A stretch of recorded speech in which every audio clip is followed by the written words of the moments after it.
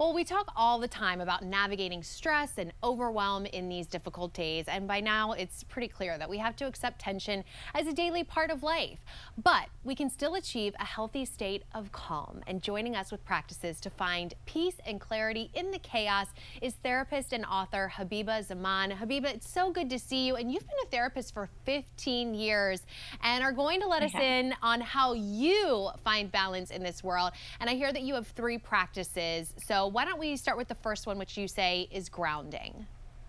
Yes. So typically, when we become very anxious, we lose touch with what's going on in the moment. And so, with grounding, it's very important to bring yourself back in, not be fixated and worried and stressed out and anxious over what's going to happen in the future. And in order to bring that grounding in, we have to look at our 5 senses and try to ask yourself, okay, what am I seeing? What do I hear? What do I taste? What do I smell? What am I touching? And use one example in all of those things. So for me right now, I would be looking at the screen. That's what I see right now. And what do I smell? It's my candle and my coffee that's sitting here. What do I taste? Residue of coffee that's left over. And then, what do I hear? I hear the clock ticking. And then what am I feeling? It's usually your fingers, or if you're touching something, the desk, things like that, to bring yourself back into the moment and be focused on what's happening right now instead of lost in the future or in the past of what may have happened or what is happening or what might be happening in the future.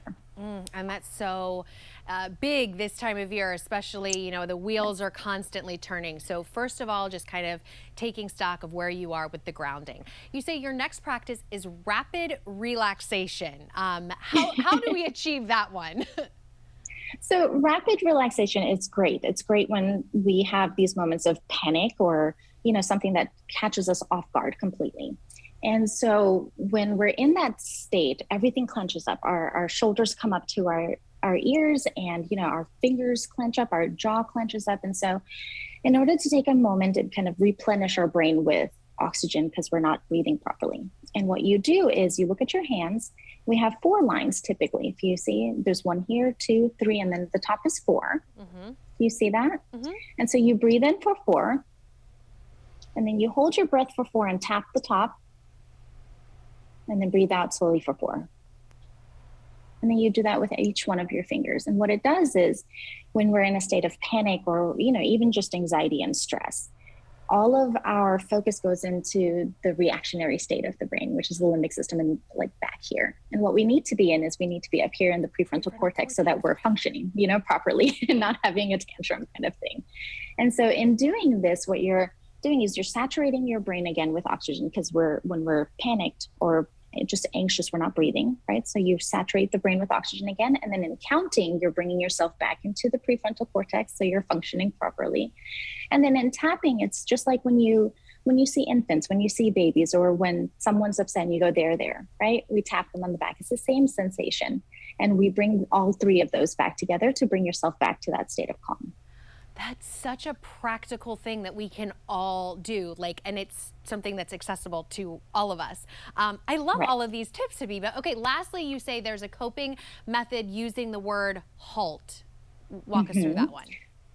So, especially in the holidays, right? We have to get this done. We have to get our work finished. We have to get the house clean. We have to get the food ordered. We have to get the presents wrapped and all of these different things depend. It doesn't even matter what you're celebrating, honestly. And we don't take care of ourselves. We're not taking the time to really care for our needs. And in remembering to use this acronym HALT, it's hungry, angry, lonely, and tired.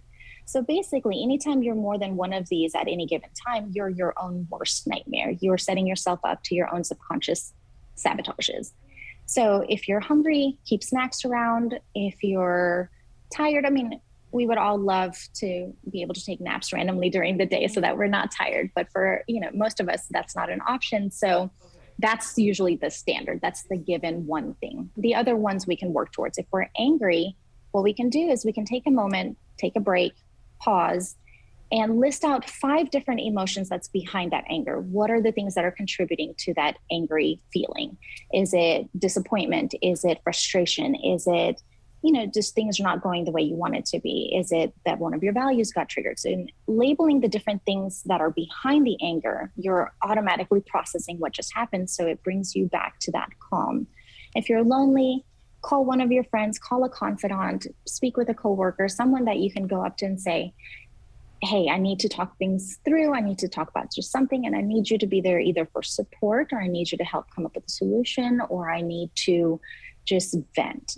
And setting them up when you first talk to them and say what you need, you're able to then get what you need from them instead of letting them, give you support or a solution when you're really just wanting to be heard. And that way, you're kind of setting yourself up if you don't let them know ahead of time. Talking to them alleviates that loneliness, right?